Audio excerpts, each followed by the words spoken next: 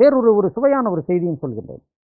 பிராமணர்கள் தான் எல்லாருக்கும் ஒரு தலைமையானவர்கள் என்று நாம் இப்போதே பார்த்தோம். நீதி நிர்வாக முறையில் உச்சியில் இருக்கிறார்கள். இப்போ chief justice, high court, supreme court chief justice என்பது போன்ற ஒரு பதவி. அந்த சீஃப் ஜஸ்டிஸ் என்பவர் ஒரு பிரதம மந்திரிக்கு அல்லது பிரசிடென்ட், ஜனாதிபதிக்கு சமமான அந்த நீதித்துறை அதிகாரம் உடையவர் என்றால், ஒரு பாராளுமன்ற, நாடாளுமன்றத்தை பற்றிய வழக்குகள் கூட அங்கு போகும். அந்த அளவுக்கு அதிகாரம் படைத்தவர்கள். ஆனால் இந்த சோழகால ஒரு திருவிடைமருதூர் கல்வெட்டு, ராஜராஜ சோழனுடைய கல்வெட்டிலே ஒரு குறிப்பு இருக்கிறது. அந்த பிராமணர்களுடைய சதுர்வேதி மங்கல மகாசபையினர் நில வரியை கட்டுவதற்கு தவறி விடுகிறார்கள், அதாவது நிலுவை வைத்து விடுகிறார்கள். அப்போது உடையார்படை கொங்கவாளர் என்பவர்கள் அந்த சபை நிர்வாகிகள் பிராமணர்களை கூப்பிட்டு கழுத்தளவு நீரில் நிறுத்தி விடுகிறார்கள். கிட்டத்தட்ட ஒரு நாளோ 2 நாளோ நிற்க வேண்டிய நிர்பந்தம் ஏற்பட்டு விடுகிறது. அவர்களுக்கு மிக மனம் உடைந்து அரசனை சந்தித்து அவர்கள் சார்பாக முறையிடுகிறார்கள். ராஜராஜ சோழனை சந்தித்து, ஐயா, எங்களை இப்படியெல்லாம் கொடுமைப்படுத்துகிறார்கள்.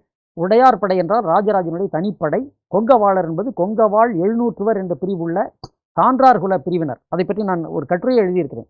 அந்த சான்றார் குல பிரிவினர்கள் சத்திரியர்கள். அவர்கள் பிராமணர்களே தண்டித்து வரி வசூல் பண்ணக்கூடிய அளவுக்கு ஒரு அதிகாரம் படைத்த, அந்தஸ்து வாய்ந்த ஒரு படைப்பிரிவினராக இருந்திருக்கிறார்கள். திருவிடைமருதூர் கல்வெட்டு, இது பதிப்பிக்கப்பட்ட கல்வெட்டு. அப்படி என்றால் இதை பற்றி என்ன பொருள்? பிராமணர்கள் தான் அனைத்து அதிகாரங்களை கையில் வைத்திருக்கிறார்கள். அவர்களை தண்டித்து அதிகாரம் படைத்தவர்கள் உடையார்படை கொங்கவாளர்கள் இருந்திருக்கிறார்கள். எனவே